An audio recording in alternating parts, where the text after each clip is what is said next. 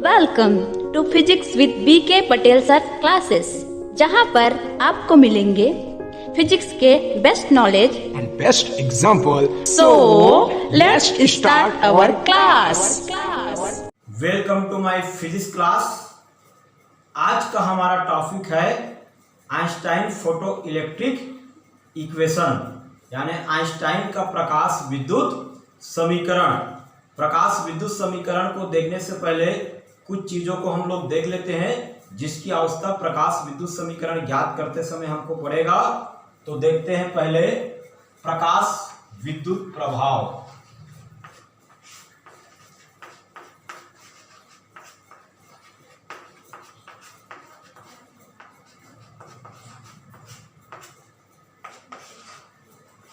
प्रकाश विद्युत प्रभाव, जब किसी चालक में एक उपयुक्त विकिरण का प्रकाश किसी सतह पर डाला जाता है तो उस चालक या धातु की सतह से इलेक्ट्रॉन जो है वह बाहर निकलने लगते हैं, अर्थात उत्सर्जित होते हैं। जब यह धातु किसी विद्युत परिपथ में आता है तो उस विद्युत परिपथ में एक विद्युत धारा बहने लगती है जिसे प्रकाश विद्युत धारा कहते हैं, और यह घटना प्रकाश विद्युत प्रभाव कहलाता है। अगला देख लेते हैं कार्यफलन, जिसको फाई 0 से दर्शाया जाता है।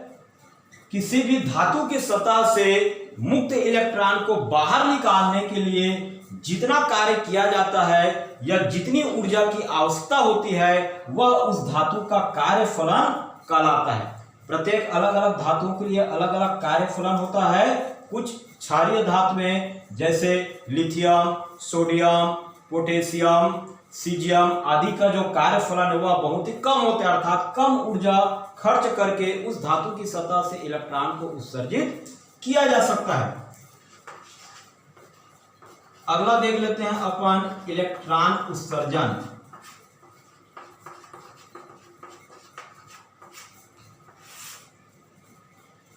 किसी धातु की सतह से इलेक्ट्रॉन का बाहर निकलना या उत्सर्जित होना इलेक्ट्रॉन उत्सर्जन कहलाता है। अगला जरूरत पड़ेगा अपने को देहली आवृत्ति। इसको न्यू 0 से दर्शाते हैं। वह न्यूनतम आवृत्ति जो किसी धातु की सतह से इलेक्ट्रॉन को उत्सर्जित करने के लिए आवश्यक होता है उसे उस धातु की देहली आवृत्ति कहा जाता है।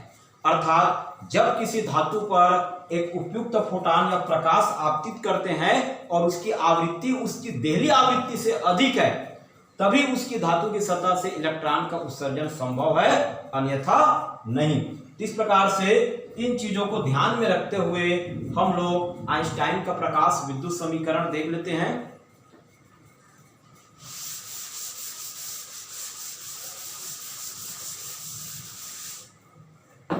सन 1905 में अल्बर्ट आइंस्टाइन ने प्लांक के क्वांटम सिद्धांत के आधार पर प्रकाश विद्युत प्रभाव की व्याख्या किया। प्लांक के क्वांटम सिद्धांत के अनुसार किसी भी प्रकाश जो है वह ऊर्जा के छोटे छोटे बंडल या पैकेट के रूप में आगे बढ़ता है। प्रत्येक बंडल या पैकेट को एक फोटॉन कहा जाता है जिसकी ऊर्जा, तो यहाँ पर देखते हैं प्रत्येक बंडल या पैकेट यानी फोटॉन की जो ऊर्जा होती है उसका वैल्यू लिया जाता है E = h न्यू, जहां न्यू को बोला जाता है विकिरण की आवृत्ति और h जो है वह प्लांक कांस्टेंट होता है जिसका वैल्यू 6.63 × 10⁻⁻34 जूल सेकेंड प्राप्त होता है। क्लियर? जब इतनी ऊर्जा का फोटॉन किसी धातु की सतह पर आपतित होता है तो यह ऊर्जा जो है उस धातु में दो भाग में खर्च हो जाती है। दो प्रकार से ऊर्जा का एक भाग उस धातु की सतह से इलेक्ट्रॉन को बाहर निकालने में खर्च होता है जिसे कार्यफलन कहते हैं, और ऊर्जा का अगला भाग जो है उस धातु की सतह से उत्सर्जित इलेक्ट्रॉनों को गतिज ऊर्जा प्रदान करने में खर्च हो जाता है। तो इस प्रकार से ऊर्जा संरक्षण के नियम के अनुसार इतनी ऊर्जा का दिया गया फोटॉन किसी धातु पर दो भागों में खर्च हो जाती है, कार्यफलन और उत्सर्जित इलेक्ट्रॉनों को अधिकतम गतिज ऊर्जा प्रदान करने में। तो देखते हैं किस प्रकार से तो आइंस्टाइन के अनुसार प्लांक के क्वांटम सिद्धांत में इस प्रकार से परिवर्तन करके आइंस्टाइन का प्रकाश विद्युत समीकरण दिया, जिसके अनुसार फोटॉन की ऊर्जा E = h ν जब किसी धातु की सतह पर दिया जाता है तो वह दो भागों में खर्च हो जाती है। इसके लिए देखिए, किसी धातु को दिया गया फोटॉन की ऊर्जा ये होता है E = h ν, ठीक है। इसका एक भाग जो है धातु की सतह से इलेक्ट्रॉन को उत्सर्जित करने में, अर्थात कि कार्यफलन के रूप में, जिसको 50 से दर्शाते हैं, और अगला भाग जो है वह इलेक्ट्रॉनों को अधिकतम गतिज ऊर्जा प्रदान करने में खर्च होता है। मान लीजिए यदि उत्सर्जित इलेक्ट्रॉन की द्रव्यमान, यदि उत्सर्जित इलेक्ट्रॉन का द्रव्यमान m व इस उत्सर्जित इलेक्ट्रॉन की अधिकतम वेग, इसको ले लेते हैं अपन v मैक्सिमम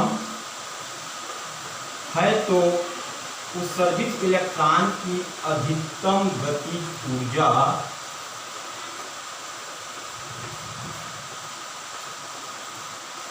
इसको ले लेते हैं अपन k मैक्सिमम, और ये होता है 1/2 m v मैक्सिमम स्क्वायर। इस प्रकार से अपने को फोटॉन की ऊर्जा h ν जब किसी धातु पर आपतित करते हैं तो दो भागों में बढ़ जाती है। पहला भाग कार्यफलन और दूसरा भाग हमको खर्च होता है उसका अधिकतम गतिज ऊर्जा के रूप में। इस प्रकार से ऊर्जा संरक्षण के नियम के अनुसार इस प्रकार से इसको शो करते हैं, देखते हैं।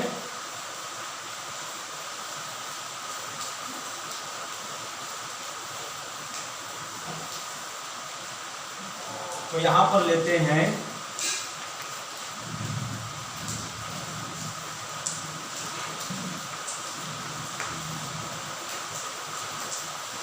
ऊर्जा संरक्षण के नियम से किसी धातु पर आपतित होने वाली फोटॉन की ऊर्जा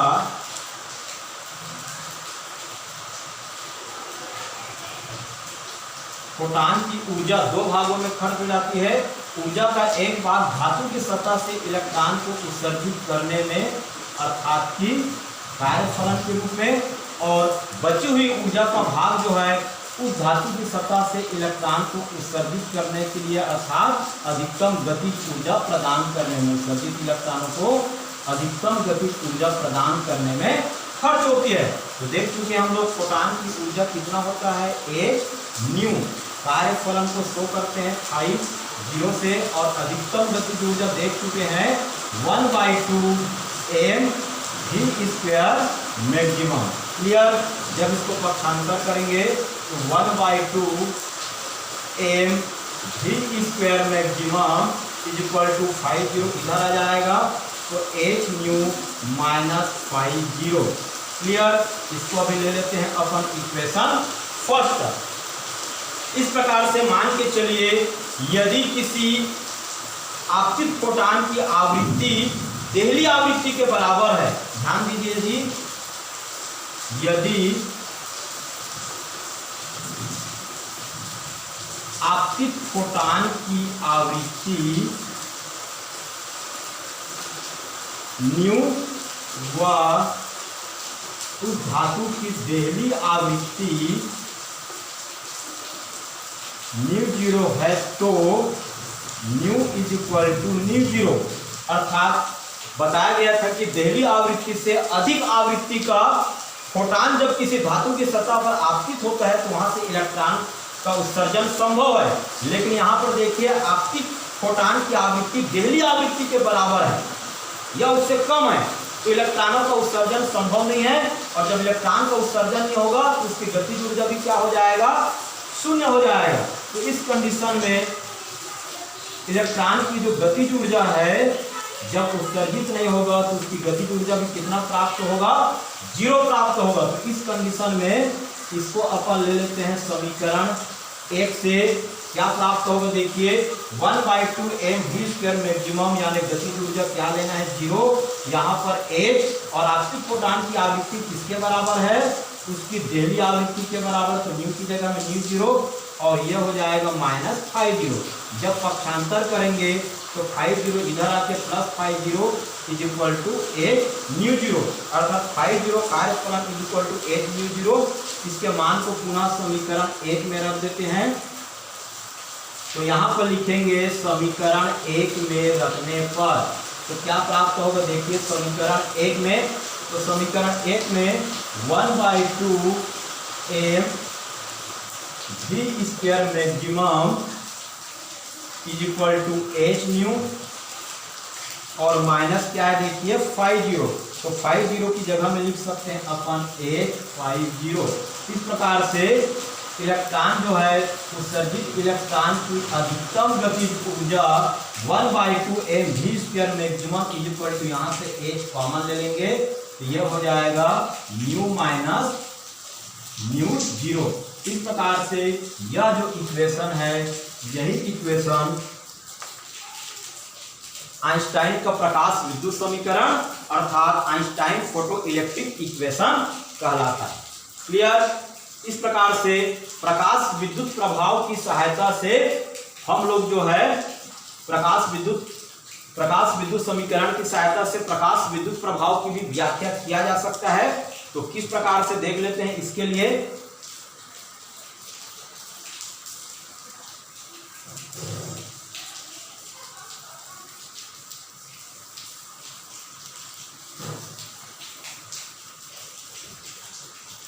तो यहां पर लिखेंगे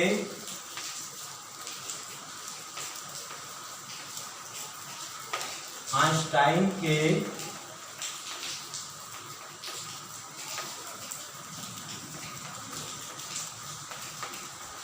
प्रकाश विद्युत समीकरण से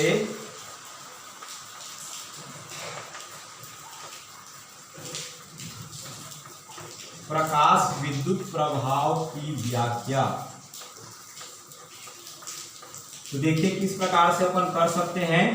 पहला देखिए, जब h न्यू फोटॉन जो है जब किसी धातु की सतह पर आपतित होता है तो एक फोटॉन जो है उस धातु से एक इलेक्ट्रॉन को अपनी ऊर्जा प्रदान करता है। क्लियर। अर्थात कि आपतित फोटॉन की संख्या उत्सर्जित इलेक्ट्रॉनों की संख्या पर ही निर्भर करता है। दूसरा देखिए, इस इक्वेशन से यदि समीकरण 2 से देखिए, यदि देहली आवृत्ति जो है वह आपतित फोटॉन की आवृत्ति से कम है। क्लियर। अर्थात कि न्यू 0 का मान जो है इससे कम है। ठीक है जी। अगर न्यू 0 का मान इससे कम है तो क्या प्राप्त होगा, देखिए 1/2 m v स्क्वायर मैक्सिमम। देखिए ध्यान से, न्यू 0 का मान कम है और ये अधिक है तो यह अपने को धनात्मक प्राप्त होगा। क्लियर। अर्थात गतिज ऊर्जा का मान धनात्मक, अर्थात आपतित फोटॉन की आवृत्ति अधिक है देहली आवृत्ति से।